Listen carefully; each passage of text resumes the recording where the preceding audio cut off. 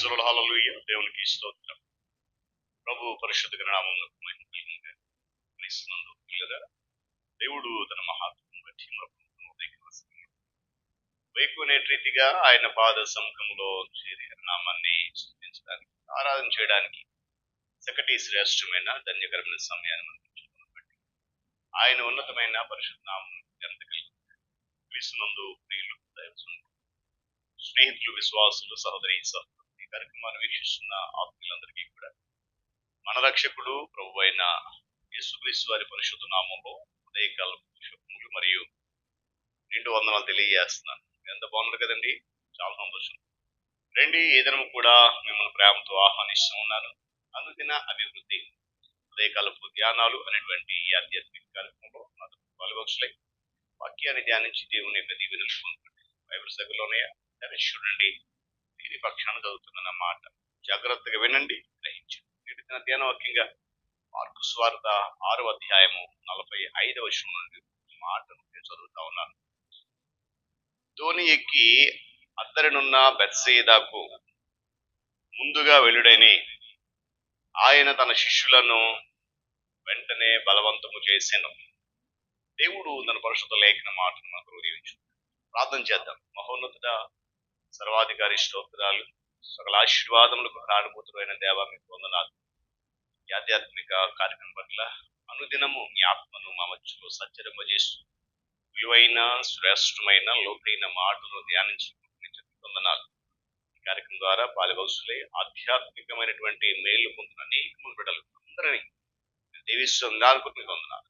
ఇది కూడా నీ మాటల ద్వారా బలపరచండి, హెచ్చరించండి, దిద్దుబాటు చేసుకునే క్రమం నడిపించండి. క్రీస్తు వారి పేరట ప్రార్థన. ఆమేన్.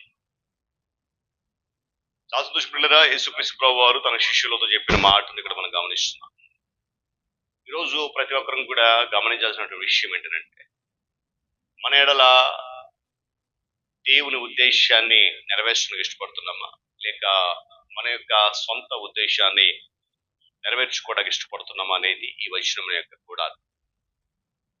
యేసుక్రీస్తు ప్రభు వారు మనలను ఏ పనైనా చేయమని చెప్పినప్పుడు, విధేయత కలిగి మనం ఆ పని చేసినప్పుడు ఆయన మనల్ని ఘన విజయానికి నడిపిస్తాడని చెప్పి మనం ఆలోచిస్తూ ఉంటాం కొన్నిసార్లు. అయితే విజయం గురించి మనం కనేటువంటి కళలు చాలా ఉంటాయి. అవన్నీ కూడా దేవుని ఉద్దేశాలు అని మనం ఇప్పుడు కూడా ఆలోచించొద్దు. వాస్తవానికి దేవుని యొక్క ఉద్దేశం ఏంటంటే దీనికి భిన్నంగా ఉండొచ్చు. మనం అనుకున్న దానికి దేవుని ఉద్దేశానికి రెండు వ్యత్యాసం చాలా ఉండదు. మనం కోరుకునేటువంటి లక్ష్యం వైపు దేవుడు మనల్ని నడిపిస్తున్నాడనేటువంటి ఆలోచన మనకు వస్తూ ఉంటది. అయితే మనం కోరుకున్న లక్ష్యాలు ఏవైతే ఉన్నాయో, మనము కోరుకున్న గమ్యం ఏదైతే ఉందో అది ఆయన కోరుకోకపోవచ్చు. అందుకే యెషయా గ్రంథం చాలా స్పష్టంగా చెప్పాడు, నా తలంపులు మీ తలంపులు వంటివి కావు అని. చూడండి, ఈరోజు మనం ఒక ప్రశ్న వేసుకుంటాం. నా పట్ల వ్యక్తిగతంగా అందరూ, నా పట్ల దేవుని ఉద్దేశము ఏంటి, ఆయన దర్శనం ఏంటి? సమయం ఏదైనప్పటికీ, సందర్భం ఏదైనప్పటికీ దేవుని మీద మరియు ఆయన శక్తి మీద మనము తక్షణమే ఆధారపడమే ఆయన ఉద్దేశం. దేవుని స్తోత్రం కలుగునుగా చెప్పాలి గట్టి. హల్లెలూయా.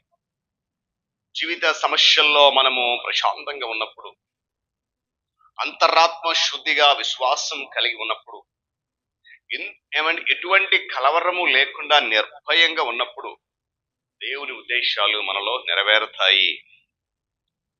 చూడండి, ఆయన సముద్రం మీద నడవడం మనము చూడాలని చెప్పి కోరుకుంటున్నాడు ఆయన. పేతురు ఏమంటే ఆయన సముద్రం నడిచినప్పుడు శిష్యులందరూ కూడా చూస్తారు. చూడండి, ఇది మన పట్ల దేవుని యొక్క ఉద్దేశం. ఆయన కలిగి ఉన్నటువంటి ఉద్దేశం కూడా అదే. తీరానికి దూరంగా ఉన్నప్పుడు, విజయానికి దూరంగా ఉన్నప్పుడు, ఏమండి కనుచూపు మేరలో గమ్యం ఏది మనకు కనబడనప్పుడు మనలో సడలనే విశ్వాసం ఉండాలని చెప్పి ఆయన ఎదురు చూస్తున్నాడు. ఎందుకంటే ఆయన సముద్రం మీద నడవడం మనం చూస్తున్నాం కాబట్టి. దేవుని స్తోత్రం కలుగును గాక. దేవునికి మహిమ కలిగించేదే ప్రక్రియ, ఫలితం కాదు. మళ్ళా జ్ఞాపకం చేస్తాను, దేవునికి మహిమ కలిగించేది ప్రక్రియ, ఫలితము కాదు. మనం ఫలితాన్ని చూస్తాం, దేవుడు ఆ ఫలితాన్ని మనం ఎలా సాధిస్తున్నామో చూస్తాడు. కాబట్టి ఫలితం కాదు, ప్రక్రియే దేవునికి మన పట్ల ఉన్నటువంటి ఉద్దేశం, ఆయన దర్శనం. దేవుని స్తోత్రం చెప్పండి. హల్లెలూయా. చూడండి, దేవుని యొక్క శిక్షణ అభ్యాసం అనేది ఒకటి ఉంది. అది ఇప్పటి కొరకే, ఎప్పటి కొరకు కాదు. మనము మన ప్రస్తుత సమయము దేవునికి ముఖ్యం, మన భావి కాలం కాదు. విధేయతకు వచ్చేటువంటి ప్రతిఫలంతోనూ ప్రయోజనంతోనూ మనకు పని లేదు. మన పని ఏంటంటే విధేయత చూపడం మాత్రం. మనుషులు దేని సిద్ధపాటు అంటారో, దేని ప్రయత్నం అంటారో, దేవుని దృష్టిలో అదే లక్ష్యం. కనుక ఈ ఉదయకాల సమయంలో మనం అందరం కూడా గమనించిన విషయం ఏంటంటే, నా పట్ల దేవుని ఉద్దేశం నెరవేరుతుందా, లేక నా ఉద్దేశం నెరవేర్చడానికి మనం ప్రయత్నిస్తున్నాం అనేది ప్రశ్న. చూడండి, మన జీవన సాగర జలాల మీద ఆయన నడుస్తున్నాడని మనము చూసేలా చేయడమే ఆయన ఉద్దేశం. మన జీవన తరంగములో, మన జీవిత యాత్రలో ఆయన ఆ సాగర జలాల మీద నడుస్తూ వస్తున్నప్పుడు ఏ అపాయం మన దగ్గరికి రాదు అనేటువంటి సత్యాన్ని మనం గమనించాం. ఆయనకు ఇంతకన్నా గొప్ప లక్ష్యం ఏదైతే మనకు ఉన్నట్లయితే, మనము మన ప్రస్తుత కర్తవ్యం పట్ల సరిగ్గా శ్రద్ధ చూపడం లేదంటారు. అనుక్షణం విధేయత చూపడమే మన లక్ష్యం అని మనం గుర్తించినట్లయితే, అనుక్షణం ఆయనకు లోబడమే నా యొక్క లక్ష్యం అని మనం గుర్తించినట్లయితే, మన జీవితంలో ప్రతి క్షణం కూడా ప్రశస్తుంది. కనుక దేవుని యొక్క ఉద్దేశాలు, దేవుని యొక్క ఆదేశాలు ఏమండి, అందుకే మాట ధోని ఎక్కి అద్దరికి వెళ్ళడని ఆయన శిష్యుడు వెంటనే బలవంతం చేశాడండి. కనుక ఈ ఉదయకాల సమయంలో మనం గమనించాల్సింది ఏంటంటే, ఆయన మనకు ఏ పని అయితే చేయమని చెప్తున్నాడో అది వెంటనే తక్షణమే చేయడానికి మనము సిద్ధపడాలి. ఈ కృప పరిశుద్ధాత్మను మనం అనుగ్రహించుగా ప్రార్థన చేద్దాం. ప్రేమ కలదంటే మీకు వందనాలు. మరొక నూతన ఉదయకాల సమయంలో శ్రేష్టమైన మాట, నిజమే, ఏదైనా పని మాకు అప్పగించినప్పుడు శ్రద్ధతో విధేయతతో పని చేయడమే మా లక్ష్యం. కోరుకుంటున్నది అదే.